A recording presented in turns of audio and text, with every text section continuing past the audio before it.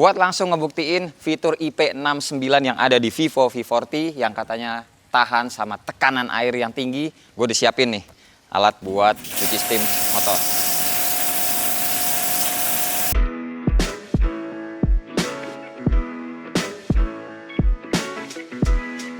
Hai semua, gue Wasa dan ini adalah mid-range terbaru dari Vivo V40, penerus Vivo V30 series sebelumnya yang punya banyak improve dan bisa dibilang juga ini handphone lebih mendengarkan keluh kesah netizen di versi sebelumnya. Bukan netizen aja sih, tapi ya pemakai sesungguhnya lah ya. Salah duanya adalah dulu teman-teman tuh suka komplain kalau speakernya single. Kali ini dikasihnya udah dual stereo atas sama bawah speakernya.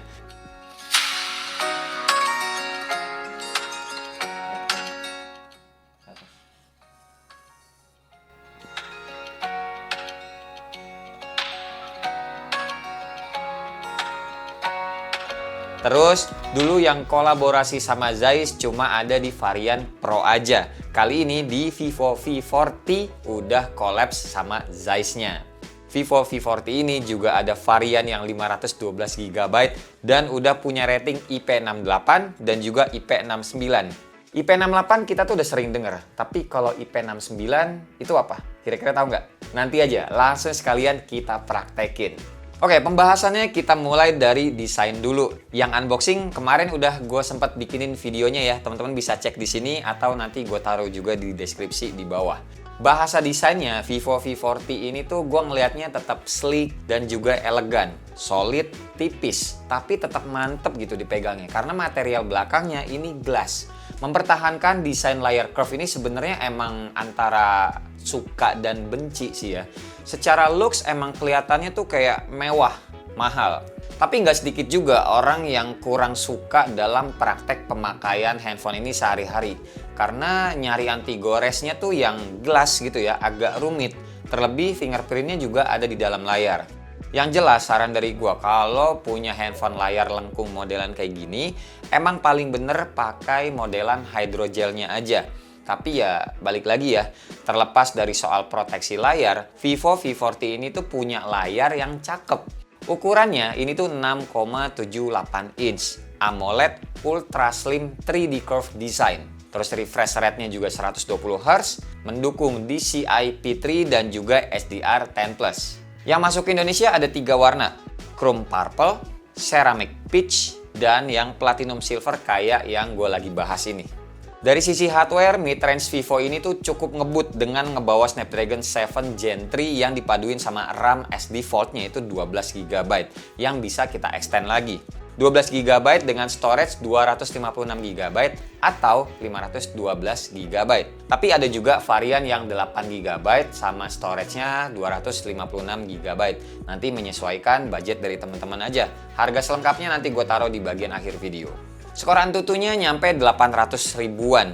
Dan skor Geekbench 6 juga segini, gede nih baik yang single ataupun multi-core-nya. Dan juga PC Mark 10 gue ngetes dapet 10 ribuan. Gue ngetes game kayak biasa, main solo leveling, game gue yang lagi gue mainin saat ini.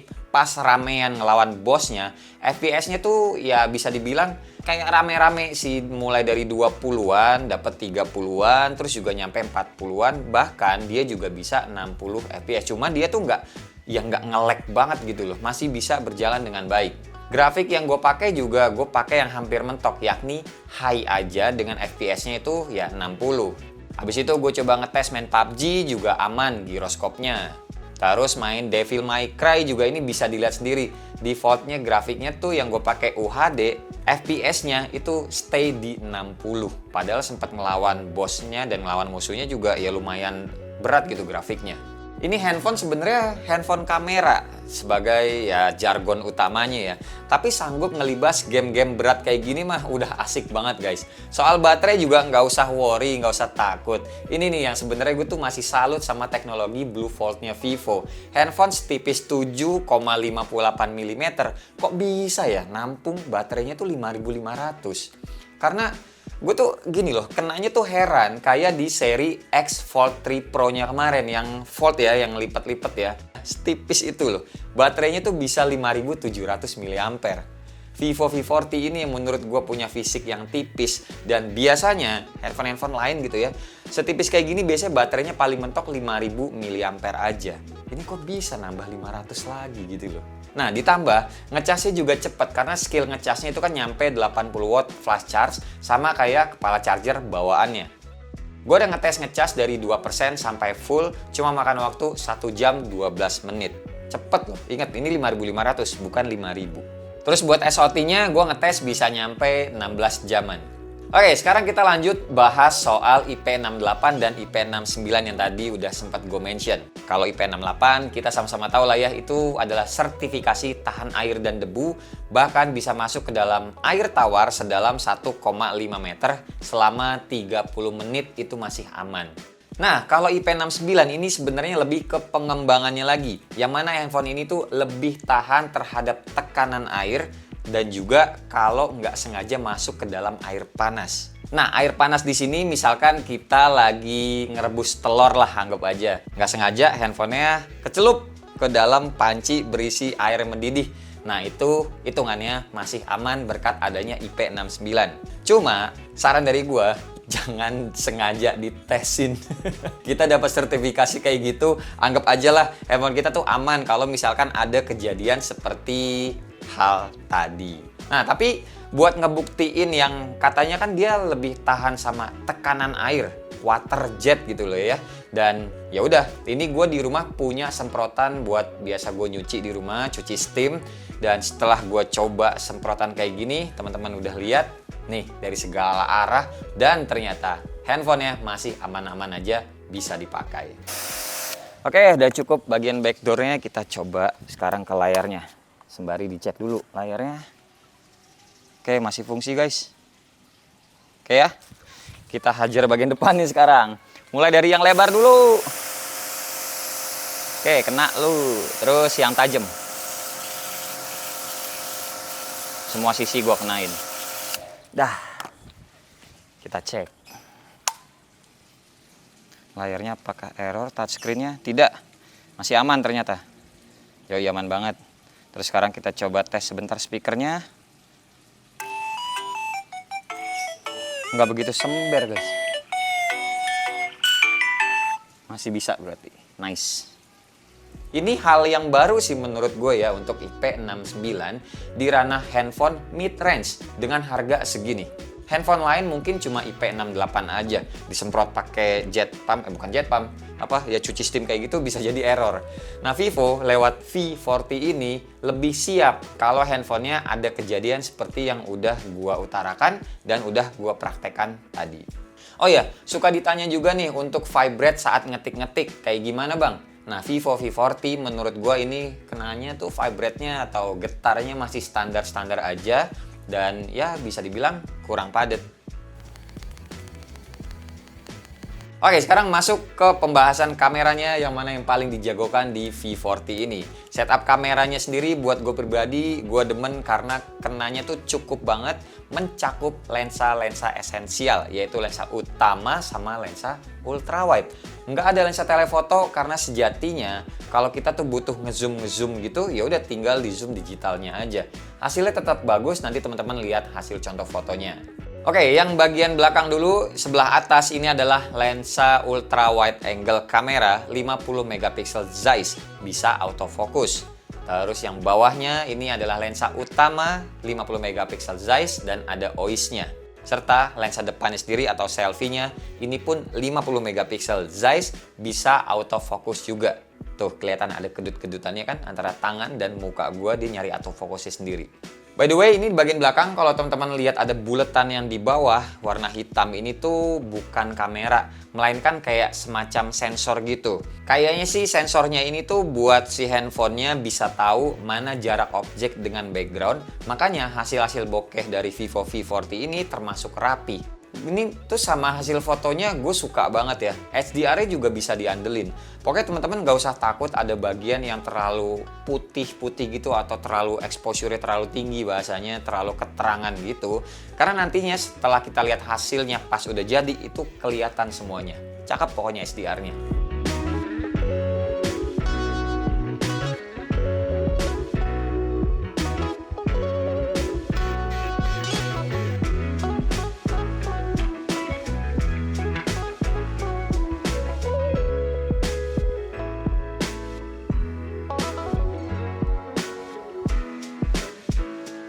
mode potretnya juga Vivo V40 ini nyediain total ada 3 focal length. Kayak flagshipnya gitu loh, seri X yang kemarin. Ada yang 24 mm, ada yang 35 mm, dan ada juga yang 50 mm. Kalau demen main-mainin bokehnya, Vivo V40 ini juga ngasih beberapa efek. Ada bokeh yang natural, bokehnya biotar, bokehnya B-speed, bokehnya sonar, planar, distagon, dan juga efek cineflare. Terus juga gue ada ngebandingin nih karena penasaran ya beberapa foto yang ya V40 ini dengan handphone yang lagi gue pakai juga, yaitu 15 Pro Max dan juga S24 Ultra. Dan hasilnya menurut gue sama-sama bagus sih kenanya ya, dan gue juga demen sama hasilnya ketiga ini handphone. Cuma karena mengingat dua handphone lainnya ini harganya tuh di atas 10 juta. Nah ini si Vivo V40 yang kelasannya mid range kok bisa ya nyamain atau bahkan ada hasilnya yang lebih gue suka gitu loh ketimbang dua handphone mahal ini. Makin seneng gitu loh dengan hasil dari Vivo ini yang mana harganya itu jauh di bawah 10 juta. Terus kalau ditanya nih bang soal AI yang lagi rame di kalangan dunia smartphone, si Vivo ini tuh ada apa enggak? Jawabannya ada, cuma ya nggak banyak sih. Sebatas kayak foto eraser aja buat ngilangin objek yang tidak diinginkan. Terus juga ada foto enhancement yang bikin kelihatan makin tajam hasil ya. Tapi ya kalau gue pribadi, gue kurang suka sih sama ya foto enhancement ini. Karena hasil dari default kameranya aja tuh menurut gue udah bagus. Ini jadi kayak lebih sharpness gitu, kurang lah kalau menurut gue sih. Ya tapi ya balik ke selera ya. Skill lainnya Vivo V40 ini tuh tentu aja ada di yang tadi gue sebut, Aura Light Portraitnya.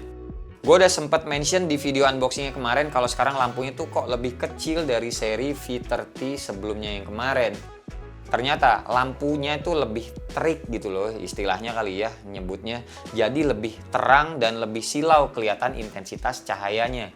Jadi makin bisa ngebantu hasil foto yang lebih natural warnanya ketimbang flash biasa. Setting-settingannya juga masih sama, bisa di auto-in terserah, bisa juga kita manual mau lebih warm atau lebih cool warna si lampu Aura Light Portraitnya.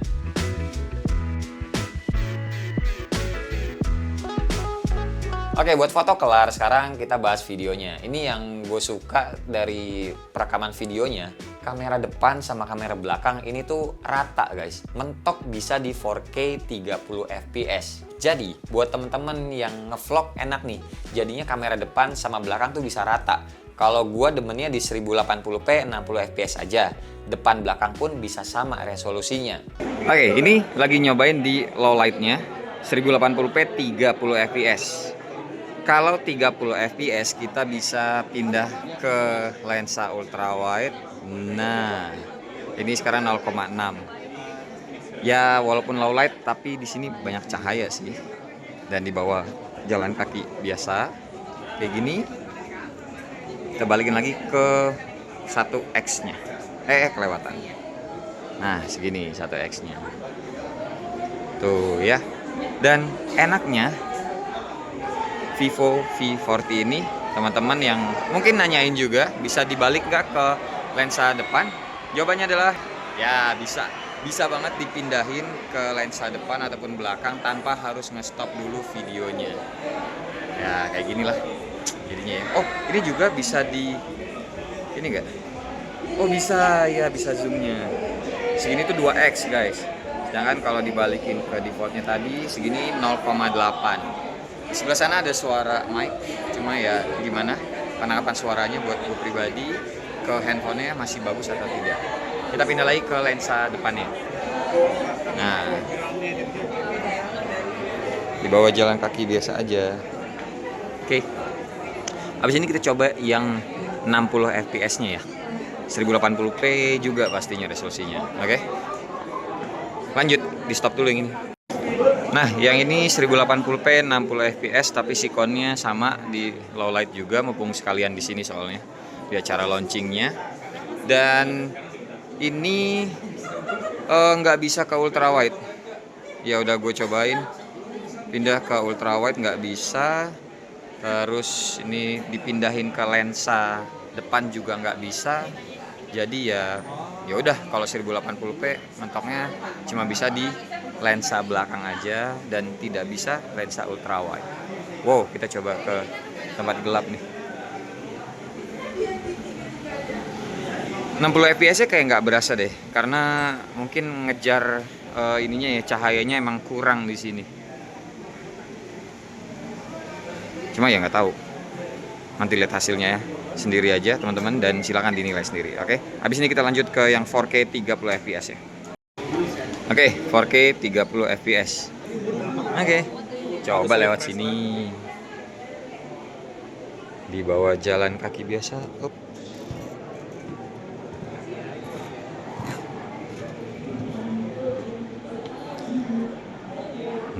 Nah, kayak gini ya guys untuk yang 4K-nya. Oke, jadi seperti ini untuk yang 4K 30 fps-nya. So, gimana menurut teman-teman? Bagus atau tidak? Oh iya, ntar lo, ini yang 4K nggak bisa diubah ke lensa depan ya. Sembari ngerekam, jadi mesti di stop dulu. Ke ultra wide juga nggak bisa. Kalau zoom masih bisa. Gitu. Jadi 30 fps-nya kalau mau lebih banyak lensa yang bisa digunakan baik ke depan ataupun ke ultra wide-nya juga, teman-teman pilihnya yang 1080p. Gitu. Benar, Pak Bedivi? Nah. Thank you. Lanjut. Oke, kesimpulannya lagi dan lagi gua impress sama handphone terbarunya Vivo ini. Kemarin di X series-nya juga bagus banget di range harganya mengingat kamera dan juga performanya. Terus sekarang yang V series terbarunya pun gue ngerasain hal yang sama. Selain jualan utamanya ya kameranya, performanya juga nggak kalah bagus ternyata. Serta adanya IP69 di range harganya ini. Dan juga sekarang udah dual stereo speaker ngejawab semua keluhan pemakai sebelumnya di V30 series. Paling harapan gue sih ya semoga di V series selanjutnya coba deh Vivo iseng gitu ya, iseng kenanya nih ngebawa layar yang rata, yang flat aja gitu loh. Bukannya yang melengkung ini jelek, bukan, tapi kayaknya tuh udah kelamaan juga gitu Vivo pakainya layar curve design begini. Jadi kayak biar ada perbedaan fisik sih, dan gue yakin juga banyak gitu loh yang lebih seneng dengan layar flat zaman sekarang. Penasaran harganya? Sorry, dari tadi cerita mulu. Nih, buat harga-harganya teman-teman bisa baca sendiri. Terus juga kalau ditanya update softwarenya berapa lama, ada juga gue tulis nih. So, gaming oke, kamera oke, build quality juga bagus, chipset juga bagus, after sales apalagi cakep banget Vivo.